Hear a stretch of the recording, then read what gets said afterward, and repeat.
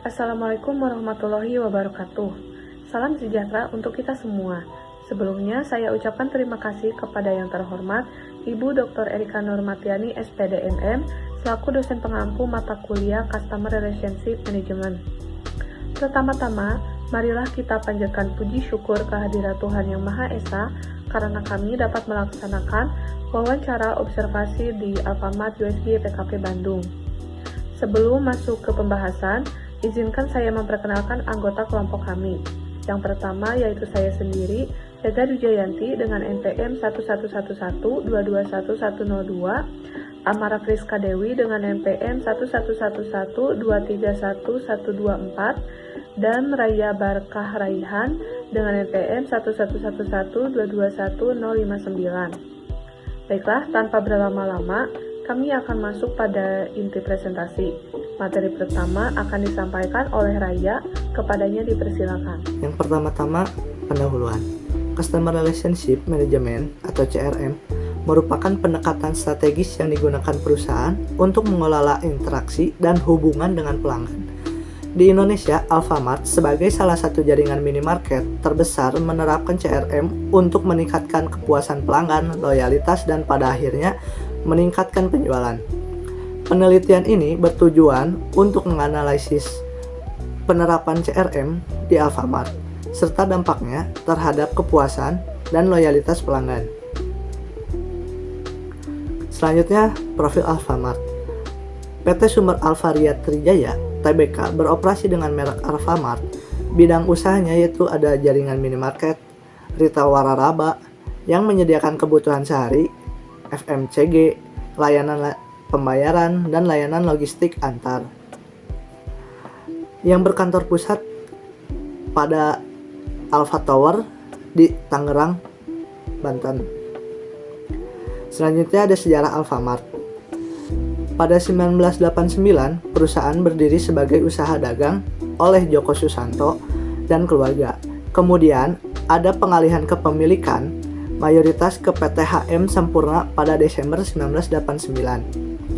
1999 sampai 2002 perusahaan memasuki bisnis minimarket, dan 2002 terjadi akuisisi dan rebranding gerai menjadi Alfamart. Pada 2009, Alfamart melakukan penawaran umum perdana IPO di Bursa Efek Indonesia dan mempercepat ekspansi gerai Alfamart. 2010 hingga kini ekspansi ribuan gerai ke seluruh Indonesia, pengembangan layanan digital, dan inisiatif keberlanjutan yang dilaporkan di laporan tahunan dan sustainability report.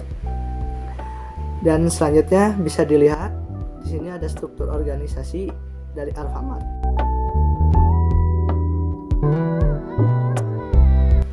Selanjutnya saya serahkan pada rekan saya, Amara. Baik, selanjutnya adalah produk yang dihasilkan. Yang pertama adalah bahan makanan dan minuman, kemasan, kebutuhan rumah tangga, produk perawatan pribadi, produk beku dan segar terbatas, roti dan makanan siap saji. Yang kedua ada private label atau merek sendiri. Alfamart memiliki produk bermerek sendiri untuk segmen harga terjangkau. Yang ketiga, layanan non-produk seperti merchant atau bill, payment top up, pulsa atau elektronik, dan layanan logistik dan antar. Yang selanjutnya adalah hasil dan observasi.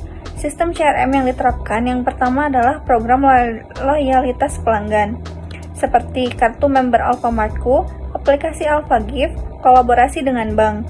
Yang kedua ada komunikasi dan keterlibatan pelanggan seperti media sosial dan layanan pelanggan via aplikasi. Yang ketiga ada analisis dan personalisasi seperti survei dan umpan balik dan analisis big data. Yang keempat ada peningkatan operasional dan data seperti sistem enterprise research planning. Selanjutnya strategi hubungan pelanggan. Di antaranya adalah membangun loyalitas pelanggan melalui program loyalitas kartu aku. Yang kedua, meningkatkan kualitas pelanggan melalui pelatihan staff. Yang ketiga, mempermudah akses dan interaksi lewat teknologi aplikasi mobile atau integrasi digital. Selanjutnya, pengelolaan data pelanggan seperti pengumpulan data transaksional, analisis data, Pemasaran yang ditargetkan, peningkatan kualitas layanan, dan penggunaan teknologi. Yang terakhir, peran karyawan dalam CRM. Yang pertama, penyedia layanan berkualitas, pengumpulan data pelanggan, pemberian informasi promosi, penanganan masukan dan keluhan, pelaksana strategi cross-selling dan upselling, lalu representasi citra perusahaan. Selain dari itu, teknologi pendukung CRM yang diantaranya adalah aplikasi AlphaGift, media sosial, big data analysis, kecerdasan buatan, dan sistem komputerisasi. Selanjutnya, kelebihan penerapan CRM di Alfamart USB YPKP. Yang pertama ada program loyalitas yang terstruktur. Yang kedua, integrasi teknologi digital. Yang ketiga, multi-channel communication. Yang keempat, sistem pengelolaan data terpusat. Yang keenam, peran karyawan dalam service quality. Yang terakhir, kekurangan penerapan CRM di Alfamart USB YPKP. Yang pertama, ketidaksesuaian segmentasi pelanggan dengan lingkungan kampus. Yang kedua, kurangnya personalisasi promosi. Yang ketiga, keterbatasan komunikasi langsung.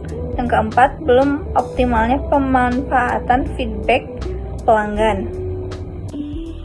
Selanjutnya kesimpulan, berdasarkan hasil observasi dan analisis yang dilakukan di Alfamart USB YPKP, dapat disimpulkan bahwa CRM Alfamart USB YPKP berjalan cukup baik, terutama pada penggunaan teknologi, aplikasi AlphaGift, dan program loyalitas.